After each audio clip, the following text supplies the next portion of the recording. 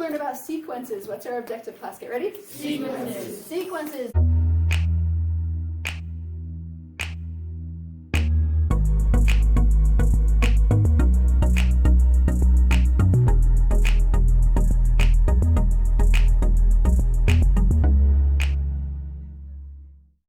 We're going to learn what a sequence is. Two different types are arithmetic and geometric. We're going to also learn how to fill out a table where we find the next terms in the sequence. We're going to graph sequences, and we're going to write equations for sequences. So what is a sequence? A sequence is an ordered list of numbers that follows a certain pattern or rule. So the sequence right here that goes 3, 6, 9, 12, look at it and determine what rule or pattern is it following. And I'm going to call on students to help with this. What rule or pattern do you see? Caroline? It goes up by 3. Goes up by 3. And I'm going to use some notation to mark that. She says it goes up by 3. So we're going to kind of collect them, say plus 3. Perfect. Okay. So the next term would be, think, I'm going to do 12 plus 3. Get ready? 15. The term after that? Get ready? 18. Good. Because this sequence is determining the next number by adding the previous number plus 3. Okay, the rule is plus 3, plus 3, plus 3. We call this an arithmetic sequence. Let's say that together. Get ready? Arithmetic sequence. Arithmetic is kind of a new word you guys haven't heard before, and this is how it's spelled. And have you read it in your notes? It's like this. It says arithmetic. It looks like the word arithmetic, but it's actually arithmetic. Let's say that one more time together. Get ready? Arithmetic. Good. Write that down. This has a constant difference between terms. What does it have between terms, class? Get ready? Constant difference. Good. Write that down. Look up at me when you're ready. And this difference is always an addition or it could be a subtraction. So think of a list of numbers that gets bigger, or a list of numbers can even get smaller if you subtract. All right, here's a different type of sequence. This one starts with 1, and then it goes to 3, then 9, then 27. So this one starts small and gets big really fast. So it's not found by addition, because the difference here would be 2, but the difference here would be 6. So it's not adding. Instead, it's multiplying by 3. What's my rule, class? Get ready? Multiplying by 3. Good. So I do these little collector symbols, and I say times by 3, times by 3. So the next term I would find by timesing 27 by 3. Go ahead and type that in, or if you can do it mentally. And then put your hand up when you've got that. All right, what do you got, Courtney? 81. Perfect.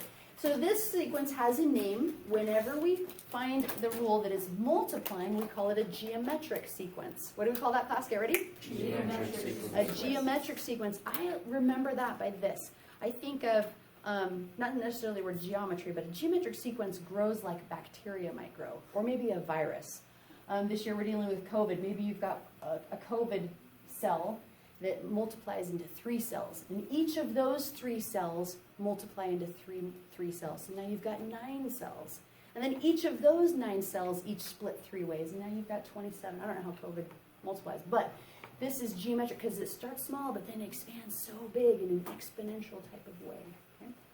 All right, so write in your notes that the geometric sequence has a constant ratio. And the ratio is whatever you multiply or divide by to find the next term.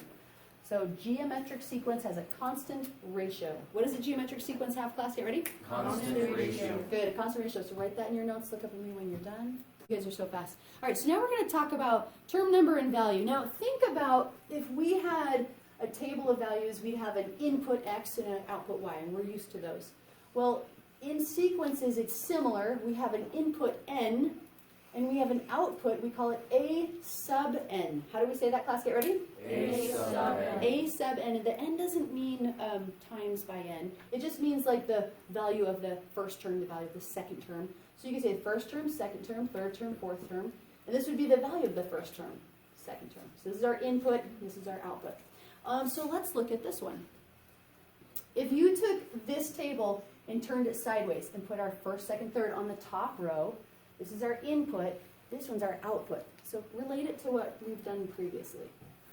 All right, so if my input's 1, output's 3, input 2, output 6, input 3, output 9, what's my next number here? We've seen this one already, right? What's the next one, Josh? 12. 12, good. And the one after that, Colin? 15. Perfect.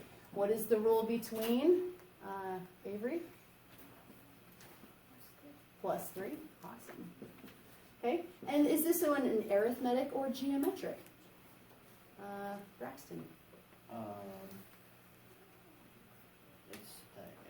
Arithmetic. Very good. Arithmetic. Let's say that together. Get ready? Arithmetic. Arithmetic, because it's adding. If it was timesing, it would be the geometric. Okay, good. So one of the things we can do with the sequence is determine, I'll just rewrite it right here. We can determine an equation for the sequence. If you notice, if I looked at my input and said, what could I do to the 1 to get 3? What could I do to the 2 to get 6? What could I do to the 3 to get 9? There's another rule happening in here. Marianne, do you see it? What would I do to 3 to get a 9? What do I do to 4 to get 12? Times by 3. So now this is not relating to between terms. We said we would add 3. This is more to help us find an equation using the input. So think about my table. If I had input 1, 2, 3, 4, and my output was 3, 6, 9, I could say, oh, times by 3, times by 3. So in words, I would say the output is the input times 3. So in math language, we say this. The output, A sub n, is the input, which is n times 3. Now, if I rearrange that, I get A sub n equals 3n. That's starting to look more familiar. What if I replace that and said y equals 3x?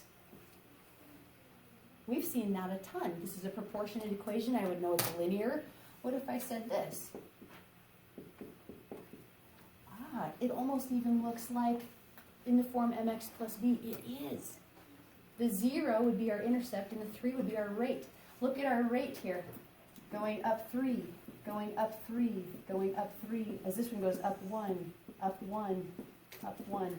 So all of this earlier math actually relates in our arithmetic sequences because they're linear. And we're going to show you that on the graph. Okay.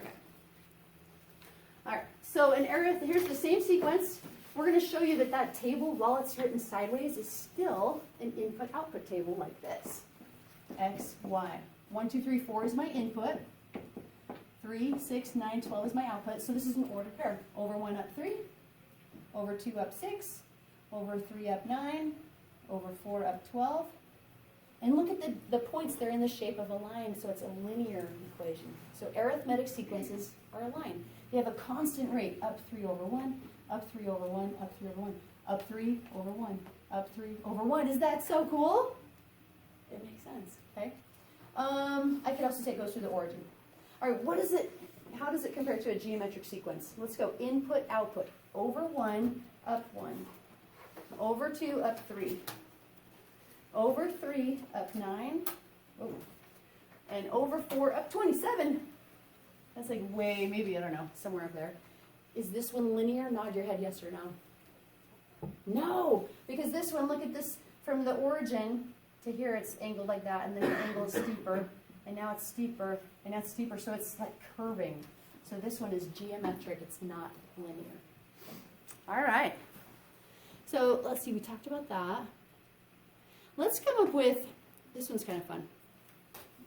In a geometric sequence, the equation's going to look a little different. It's kind of fun and exciting. This one right here, 1, 3, 9, 27, we said we would times by 3, times by 3, times by 3. So the constant ratio, that says, what are you timesing by to get the next term? We would say times by 3. That's our ratio. We fill out our table. Our first term is 1. Our second term is 3. Our third term is 9. Our fourth term is 27. What's the equation for this? Now think about it. I'm going to draw it this way because we're more familiar with this way. 1, 2, 3, 4. First value, the value, I better do this. Okay. The second term, the value is 3. The third term, the value is 9. The fourth term's value is 27. All right. I have to think, what rule could I come up with where I'm using the input to find the output? I mean, I could say, hey, I could just say that the output is the same as the input, but not here. I could say that to find my output, I could take 3 and times by 3. That could work in this case, but does it work here? So I need to come up with a rule. And this one's a harder rule to see. Let me help you step through it. Okay? I notice these are all related to 3. I notice this is 3, this is 3 times 3. This one is, 3 times 3 times 3.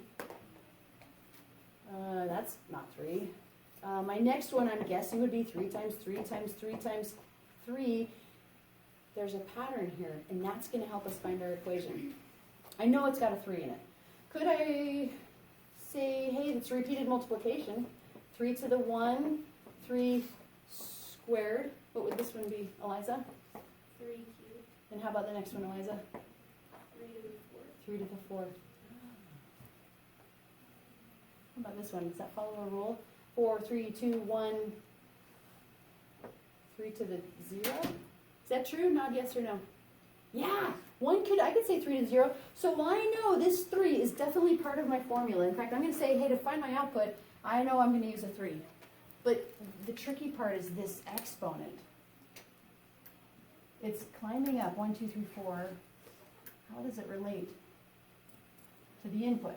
Because I have to have some way to describe how to find that power based on my input. What do you see? Who sees maybe a rule we could come up with? Josh, what are you seeing? So whatever the number is on the left is Okay. one. The exponent's gonna be one less than that number. The term number, we'll call n. The exponent is, what did you say again? One less than the term number. 1 less than the term number. Not if that makes sense to you. That's brilliant, Josh. He says this is just less than that. So how mathematically do I say the exponent is 1 less than the term number? This is n. How do I say 1 less than the term number n? I'm going to say minus 1. So I'm actually going to say the exponent is the term number, like you said, minus 1. Done. That's my equation. So if I had term number 1, I would put 1 minus 1 there, and that'd be 3 to the 0 power. Bingo. If I had the second term, I'd do 2 minus 1, which would be 1. There it is. So cool, huh? So this is a geometric sequence. The base is going to be whatever you are multiplied by your constant ratio. Right there. And then you can figure out your exponent from there. Kind of fun. Okay, 2 more examples. You guys are doing great. All right. Okay, second to last one, a sub n equals 4 times n. It says find the first 4 terms of the following sequences. So I'm going to make a table. Let's do, since I think we're bridging the gap now between x, y tables, and now we can do sequence tables. Let's try it sideways. Term 1, term 2, term 3, term 4, and then our value. What do I do with this 1 to find my value? Look at my equation. It says the rule is 4 times the term number. So my term number 1, I'm going to put a 1 right there. 4 times 1 is 4. Would you turn to your neighbor and explain to your neighbor how I got 4? Okay, go.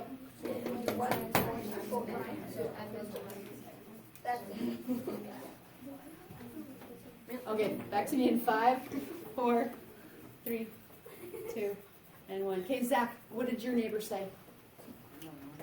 What did you say? Nothing? Okay, then how did we get the 4? Times by 4, right here, right? Okay, good. So to get the 2, we're going to put a 2 in here, and times by 4. So we get 8. Okay, what's my value for 3? Jacob? 12. What's my value for 4? Grayson? 16. 16. Awesome. What's the rule, or what do I see between sequences, between values? William, what do you see? Add 4. Add 4. That's a constant difference. What do we call that, class? Get ready? Constant difference. Constant difference. Therefore, what type of sequence is this? Is it arithmetic or geometric? Mia? Arithmetic. Bingo. Awesome. Okay, because it's adding or subtracting to get the next term. Okay, last one. Let's do a quick little table. Term 1, term 2, term 3, term 4. What's the value of the first term? Well, we're going to put a 1 in for n. 4 to the 1 power is 4. To find the second term, what do we do to find our second term? Mariah? Times by 4. Close. Times Well, by 2. your times by 4 was close, but I want to be sure you understood why. What is 4? How do we do this? 8, 16. I don't know. It's 4 times 4, which is 16. Good.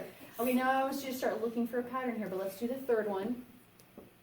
And how do we do that one? Let's see. Who have I not called on? Gwen.